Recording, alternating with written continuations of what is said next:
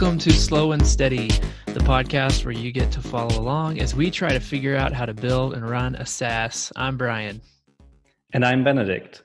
Each week, we'll give you an honest peek into our lives as we work on our products and keep the lights on with consulting. Today is August 27th, and I'm feeling quite relaxed. This is episode number 6. I am feeling not quite as relaxed. Why is that? I just continue to feel like I am moving an inch in every direction. It's a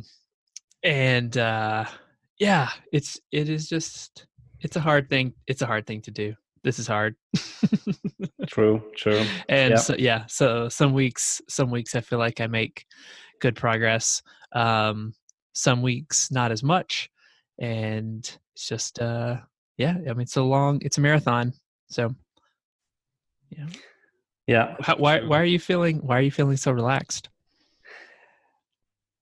I think I mentioned it last week. I didn't get anything done last week, and then I took 2 days off and had a long weekend and had a slow Monday yesterday. So I made barely any progress, but also didn't work that much. So I'm quite relaxed. Good for you. Yeah. Well, let's see. We left off last week. My takeaway was to get serious about a mastermind group. So I could start there. Yeah. Cool. Tell me about it. What happened since? Well, the timing was pretty good because I had a close friend of mine who reached out, and he's got a full-time job right now that he's not in love with, and is thinking about peeling out and doing his own thing.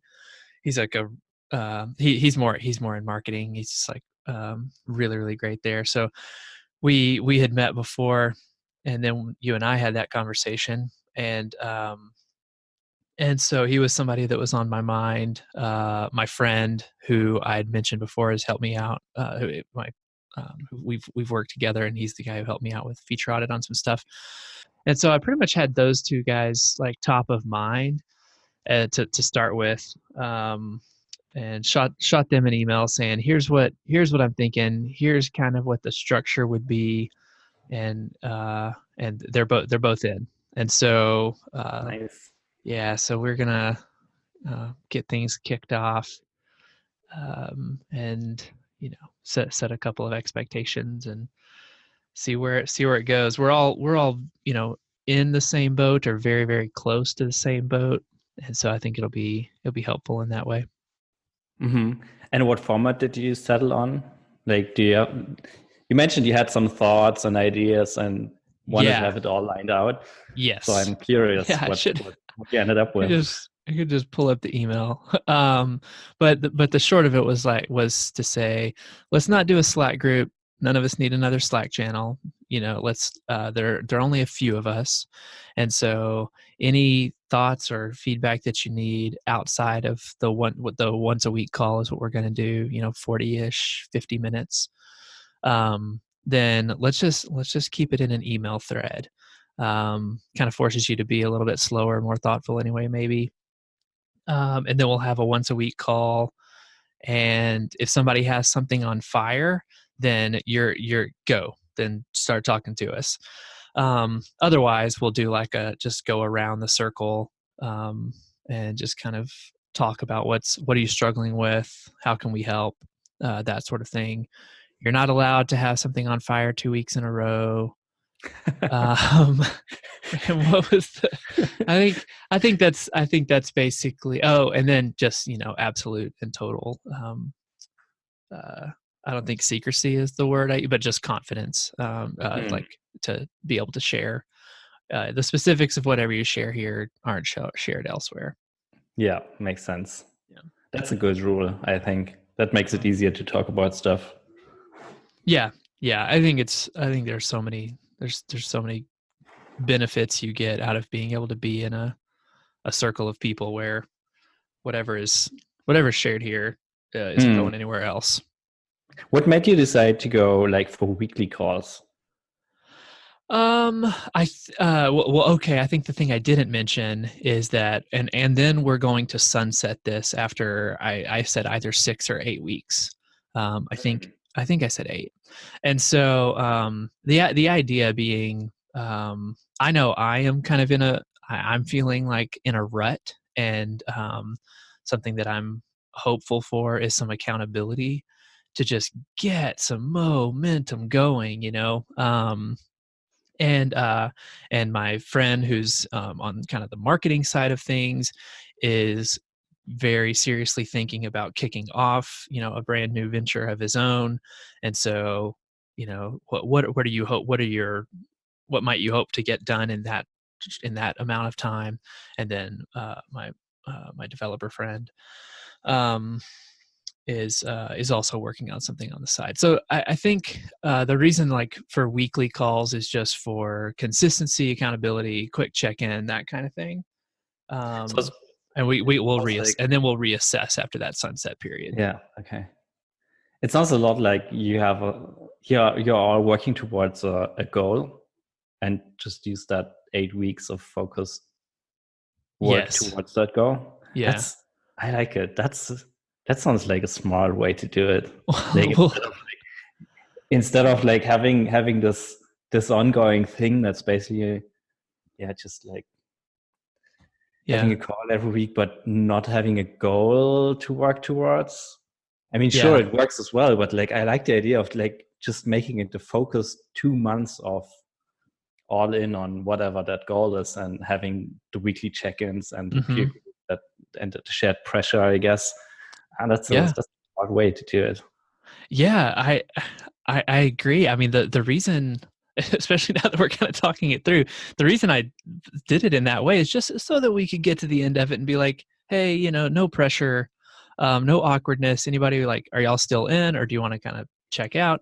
But yeah, as we're talking through it, I do love the idea of, like, what do you where do you want to be? Like, what do you want to get out of this after 8 weeks, and having some accountability checks there, as opposed to, like, I think we're kind of both, career wise, like, yeah, maybe like 3 something years out, I'd like to be working full time on on a MRR based SaaS business. Like, that just feels so far out there, you know. Mm-hmm.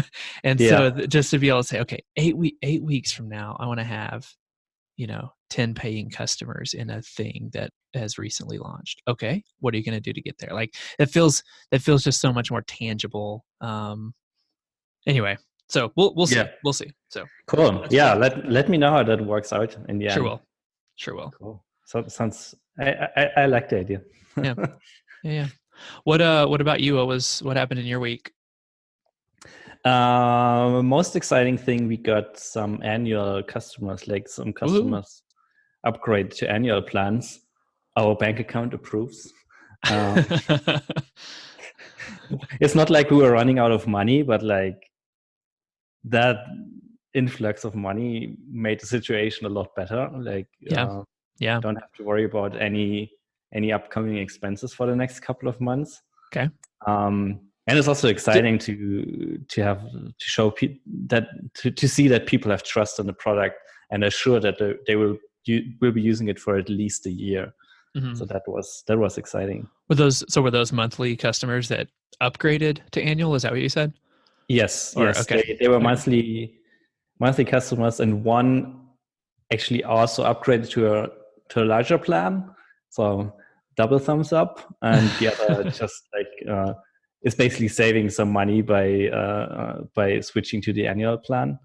But still, I mean, it's sure revenue in a way. It's guaranteed revenue for the next Hmm. 12 months, Hmm.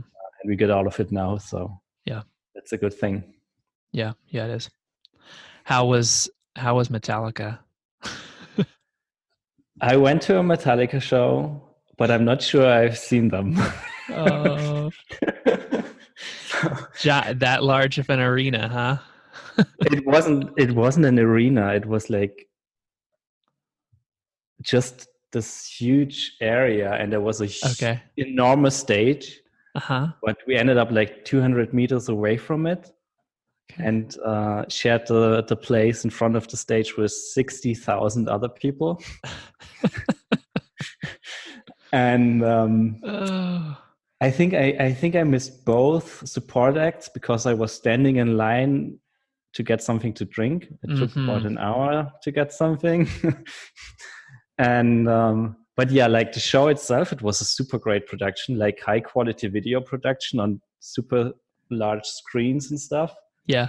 But as I said, apparently there was a band on that stage as well, and apparently some of that video footage was actually Oh. taking live on stage, but Yeah. I can't really confirm it because I didn't That see it, any of it. yeah. Didn't see the actual human beings performing. Yeah, Man, yeah. it's been a long time since I've been to a large format festival. I mean, it wasn't even, was it a festival even, or was it just that It was the was venue? It's like a giant it place. was just it was just this one show, like Okay. it was Yeah. the Metallica show, and Oh man. it was it was okay. I didn't regret spending the money, but I'm sure I will never go.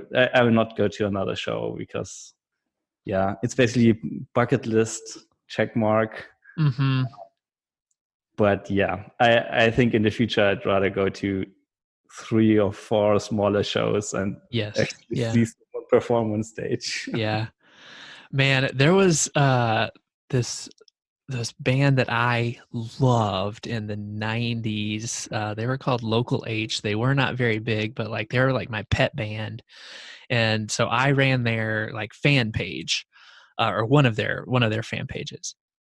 Um and I was just so into them. It was like a really fun thing, like early internet. They're like, booking manager would email me, which I just thought was the coolest thing in the world. Anyway, so fast forward like 20 years, and they're doing like a gosh, this will make you feel aged, but like they're doing a 20-year anniversary of their album. Like they're doing a little club tour, and so my wife and I went, and it was tiny venue, which was really cool because you're right up next to the stage. The downside is we were right next to the stage, and right in front of the drum kit. The show was incredible, but my wife and I like walk out of the club, just ears ringing in the drive on the way home, just like, what did you say? What? Oh man, it was another one of those experiences where it's like, as you were talking, I was thinking I'll probably never go to a 60,000 person open air show again. In the same way, leaving that little club, I thought I'll probably never stand right in front of a drum kit for the rest of my life. Oh Or man. just like get some decent hearing protect. Yeah, that would have been a really smart thing for me to have learned at some point along the way, but oh man, not not that time around. Yeah. What else, man? What else? Yeah, as I said, not much. Took a couple of days off as well. Um, and yeah, basically back to work since yesterday, or actually more like today. I didn't do much yesterday, so Mm-hmm. not much progress to report on anything. Okay, Yeah, anything cool. else you did in the last couple of days? Um, yeah, I mean, I think, and this is something that I'm gonna dig into real specific with with my mastermind group. That feels so great to say. Um, to dig in with my mastermind group is just, I think, getting a sense of, helping me dig into what's is feature audit, is that where I want to continue to push on. I have two. I'm starting to wonder two different things about it. One is it a vitamin and not a painkiller? It's actually something that Jane Portman and I talked about a while ago. Not specific about feature audit, just about just the idea of that in general. There's a part of me that's kind of wondering if feature audit is a really interesting vitamin, but not a core painkiller. So I'm kind of starting to wonder about that. The other is I'm also wondering if I have product founder fit here. Like each time like getting into the code repo and just the way that it functions, it's on D3. I'm not a D3 JS expert by any means. There's like a couple of things like in the actual code that for my area of expertise, like my skill set, like it may not be the greatest fit in the world. Anyway, so those are a couple of things that I want to give some serious thought to. Like I might have just botched the way that I went about about building it. And it has gotten it's kind of soured or something for me over time to where I don't have this sense of excitement to get Mm. to dig into it. Um, so and at the same time, like the trough of sorrow is real. Like I don't want to find myself like giving up too early. I also don't want to give into sunk cost fallacy. If there is a if there's a better fit idea, company, etc. Uh, for me. So Mm. those are a couple of things that are on my mind that I want to more than happy to discuss them here, obviously, as openly as you want. But also, those are top of mind for me as I'm like thinking through best next steps. Yeah, this is always a tough situation, and I've been in a similar boat in the past. Like, e- especially this conflict between I don't want to give up too early, but I don't want to stay in it too long, and like figuring out if it's the right thing or not is like Mm-hmm. I feel like this is super hard, and I don't really know if I figure it out. Um, I think what makes it easier a little bit with user list is that just the amount of feedback from outside is I'm basically getting so much more feedback and interaction with people, and even like people signing up is such a strong signal Yep. or a stronger signal Yep. that it's probably the right way or the right on the right track Yeah. than like before when there was basically nothing with other products. Yes. And Totally. Totally. maybe like setting a goal of like you mentioned like getting 10 paying customers within the next 2 months or so. Maybe trying something like that will help you to figure out like because like if you like the current state of the code base isn't important to someone who's using it, and if you don't get any paying customers with the current state of things, like with the current feature set or the current vision, Mm-hmm. then rewriting it is probably Is not not going to worth do it. anything. Yeah. Yeah. Yeah. There's probably not a science, I think, to the idea of I don't want to give up too early. At the same time, sunk cost fallacy is real. I mean, Yeah.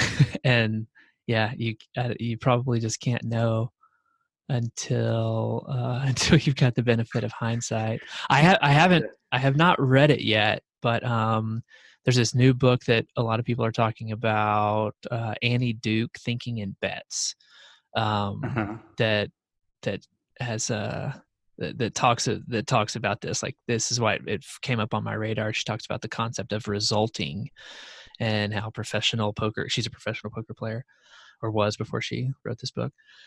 Um, and just the idea of you cannot base the judgment of a decision on the results, only on the facts that you had at the time when you made it.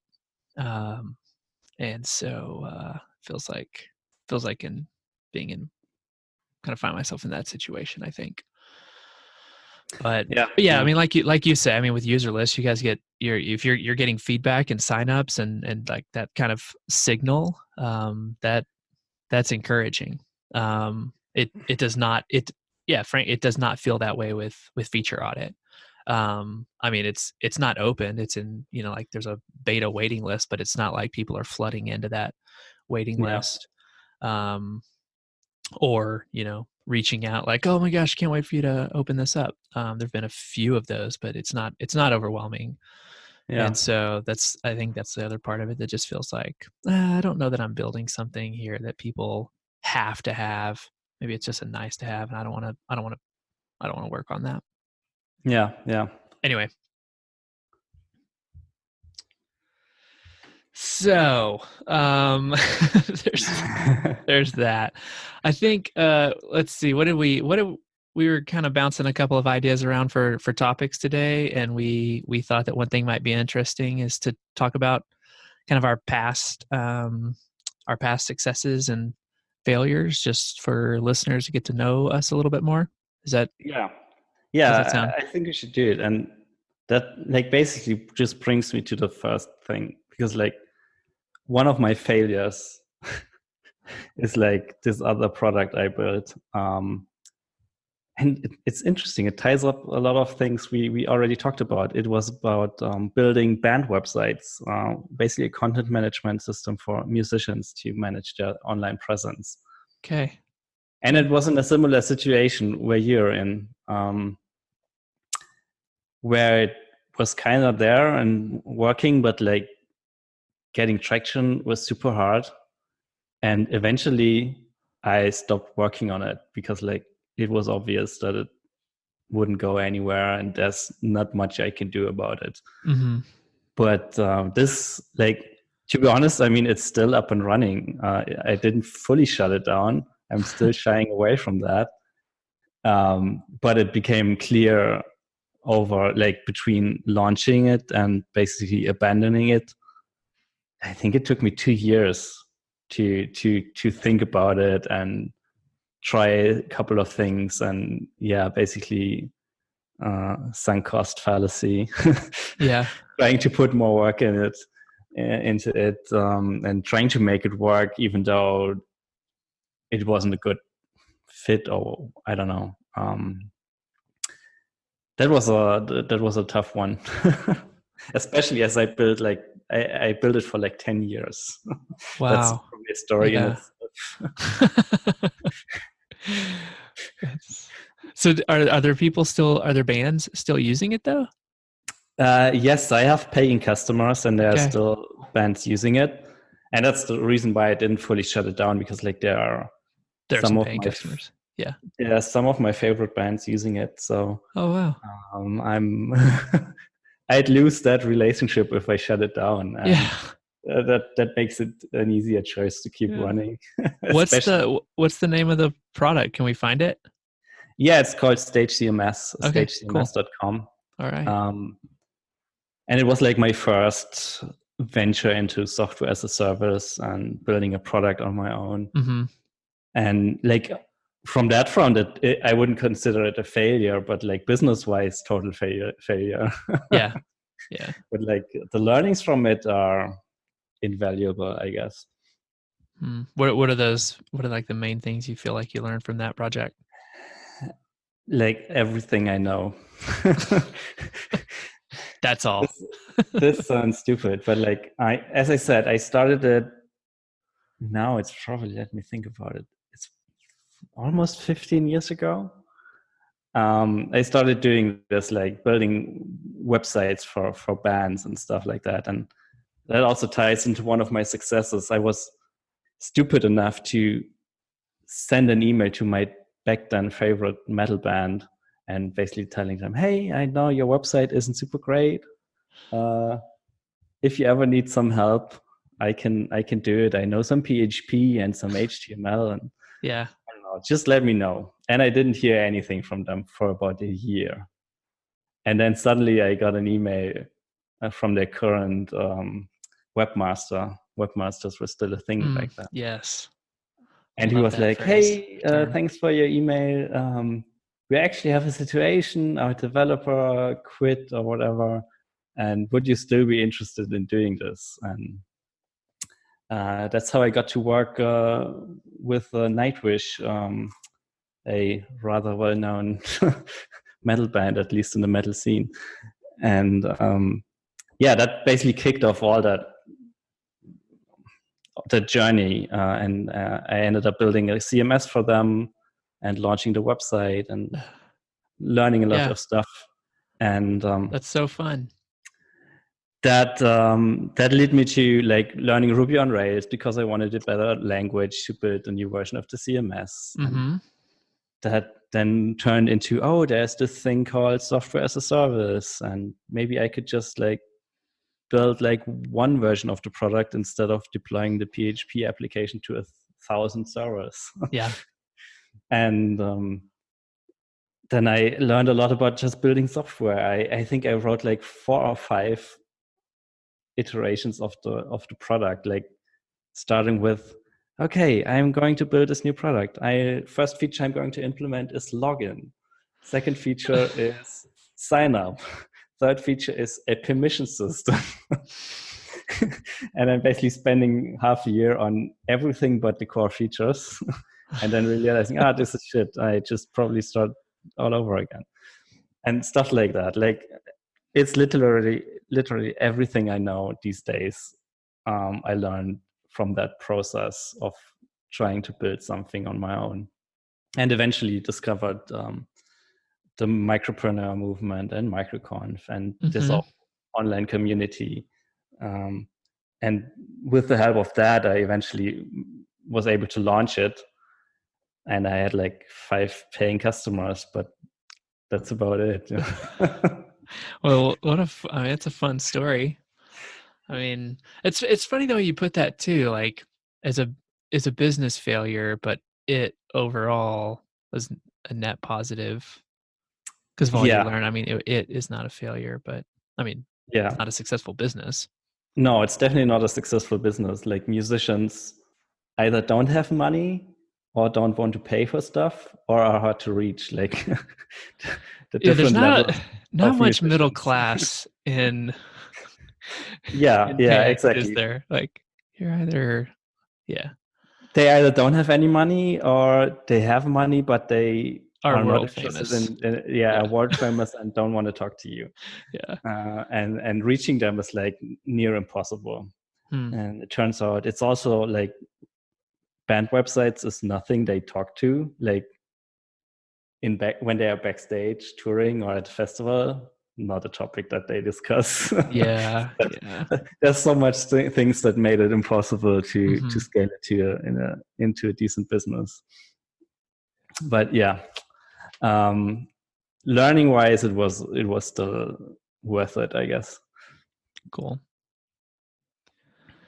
Well, what about let's see, do we have anything? I mean, on your successes, I mean, the learnings from building these sites.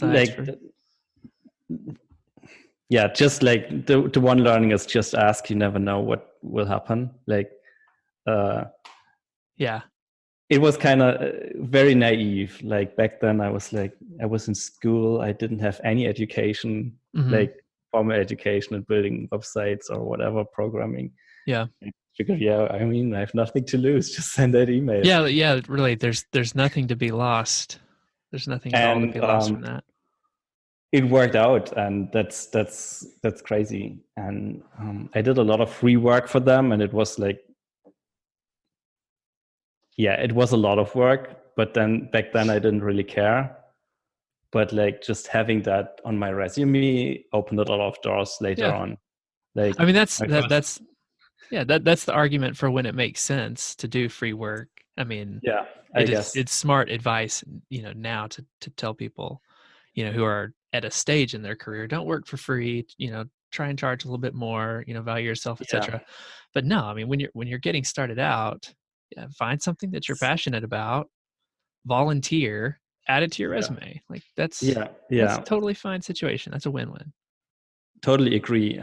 Especially if you can afford it. I mean, there's no point in like not paying your rent and not eating healthy, because you're working yourself to death for free. That's probably not the right way to approach it. But if you can afford it a little bit, then it might be worth it. And it opened a lot of doors for me in my career. Totally. Again, especially if you have an empty resume and portfolio.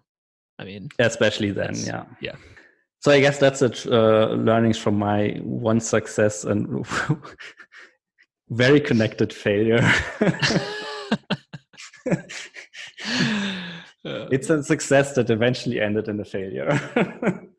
Well, I mean, business-wise, at least. What are some of your successes and failures? Um, I feel like a success I can talk about is how we got ourselves moved to Colorado to begin with. We were living in the Dallas area, in Texas, and I was working for myself as a freelance web developer and designer. But we really wanted to move to Colorado, and so I created this site hirebrianray.com, and it doesn't exist. I may have I even mentioned it here before, but anyway, it We doesn't talked about it, exist. yeah. Yeah, it doesn't exist anymore. Um, but basically, like at the time, it was on trend. It showed design and like technical, proficiency, and it was like funny, told some jokes, and put my portfolio forward. Um, and so similar to you, emailing, what are they called? Sorry, Night Watch, Nightwish. Night Wish. Okay, I got a little bit of Games of Thronesy in my head there. I And sent you a link afterwards. yeah, yeah, no, I'll totally plug into some metal later on today. I emailed Brad Feld, who's like the godfather of startups in Boulder, and he tweeted it. And so yeah, and it just set off this really crazy, several week process for us. It was awesome. It was a great success. And so I think that the main I've got an entire blog post, like if you search for my name and everything I've learned through my jobs so far or something like that. Each of the jobs I've had over my career, like wrote about like what did I learn from them, what was good about them, what was bad. But the main thing from hirebrianray.com was know your audience and be yourself. And like I knew exactly who I was talking to. And I didn't have to worry about putting on any sort of kind of like any you know buzzwords or biz speak or any of that garbage. Just like I know exactly who I am talking to, and if they have a problem with this phrase, then you're not who I'm talking to. It was so easy to create that site. It just flowed out like water because I was just completely in the zone, and knew exactly where I was headed. Anyway, so that was awesome. That worked out beautifully. The company I joined is probably the other big success I've had in my career, um, because went from like, hey, yeah, front end developer to, oh, you've got some UX skills. Oh, you also understand product. And so moving up into a product lead role there was awesome. Um, and then we sold that company to a huge competitor in the UK for 8 figures. Like, it was a Nice. it was a very successful outcome for the company. And I mean, like Brian Ray, like wow, that was cool. Like that showed up, but I was going to work the next day. It wasn't like, hey, go buy the Tesla. And, um, it, it was a significant event, but it was back to work basically. But I think what we did really good, what we did really well was this. Seth Godin has this whole article about the truth about shipping, and it's like ship often, ship lousy stuff sometimes, but ship constantly. And he's not defending lousy stuff. He's his argument that resonates with me, doesn't resonate with everybody. His argument that resonates with me is just keep shipping stuff, and some of it is going to be bad. The bad stuff you will improve over time or throw away, but it creates momentum.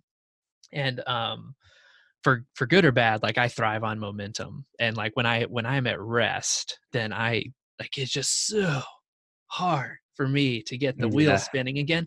yeah. But once it's moving and once I'm putting stuff out, even if it's not great, I just feel unstoppable. And so that is what we that at that company in that time we did that really really well. For all the other warts we had and for like all the other stresses and things, like it was not a perfect situation, um, by any stretch, but it was a Mhm. great one, and we were a really good team. What Um, can you share? Like, what was the company called? Oh yeah, it was called Macavo, Mocavo. It's been the team that acquired us is Find My Past. Um, they're like the ancestry.com of the UK. Mm. And so Oh, all of the technology and content was absorbed into that company. nice. Um, and so yeah, that was a really really fun experience. I think I'll just go in, I guess, to the a big failure was the startup immediately after, Mhm. um, where I co-founded that. Sorry, Did you what did you say? like the startup right after? Did you like continue working for Mocavo after they got acquired, or Yeah. did you and then start a new thing, or how did that work? Contractually obligated for a year. Uh-huh. Yeah. um, and so did that time, and then Yeah. left, Yeah. and co-founded another, or did another startup with the CEO of Macavo. Mm. And so the big failure is we ended up shutting down that startup, um, and it was a really really difficult thing, um, and because like we had some product issues, like it was difficult. We were still like trying to figure things out, but more than anything, like we had a co-founder, relationship, issue that Mm. yeah, I mean, wrecked our friendship for a good 8 months, I want to say, or however long. It was really really painful and really really terrible. Like, and we have since, reconciled, and like is a great thing. But the big lesson from that failure was that relationships have to come first, and we didn't need a board of smart people to tell us how to find product market fit. We needed a marriage counselor to help Mhm. us hear each other Yeah. Yeah. and talk. Because I genuinely believe if we had worked that out, we would still probably be working on that company. Because like that was at the root of it. And fast forward some time, and like we're great friends again, and there's so much, to learn from one another. It's a shame that, we didn't resolve it, at the time. So, um yeah, Yeah. But I mean, that was a hard one to learn, painful one yeah. to learn. Sometimes it's like you're maybe good friends, but probably not a good business like not good business partners. I see that.